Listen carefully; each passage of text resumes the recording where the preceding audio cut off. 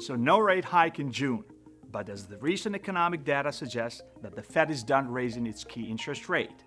Welcome to RealPage Economy Express. Let's begin this episode by highlighting the April construction spending report. On a bright note, spending on new multifamily construction surged by almost 25%. However, there is a contrasting trend as new single-family construction spending declined by 24.7%. Interestingly, the amount invested in new single-family construction last April equaled the combined spending on both single and multifamily construction this April.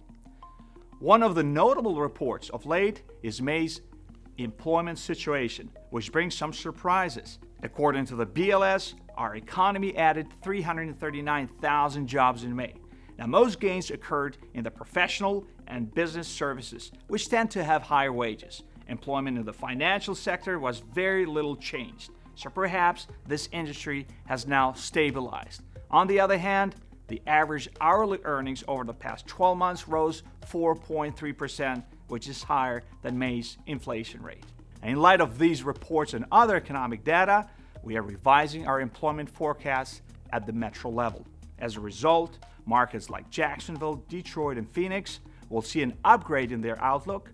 And conversely, certain California markets such as Oakland, San Francisco, and San Jose will be downgraded. And of course, these revisions will have implications for our short and midterm rent and occupancy forecasts. Before transitioning to another report, it's worth noting that initial jobless claims over the past 2 weeks have remained elevated, suggesting that the job market may be softening. And from an inflation perspective, this development is certainly positive news. According to the BLS, inflation rose 0.1% in May, bringing the annual inflation rate to 4.0%. Yes, that is the slowest rate of increase in 2 years, but when you look at the core inflation, which excludes food and energy, it rose 5.3% over the past 12 months. And that's still way above Fed's long-term target of 2%.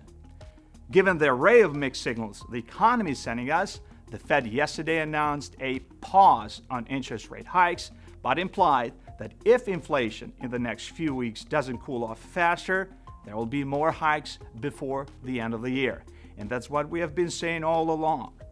Employment remains too strong, wages are going up, while inflation remains high. Unless one or more of these indicators reverses course, we will most likely see another hike before the end of the year. As always, thanks for watching, and we'll see you all again on June 29th.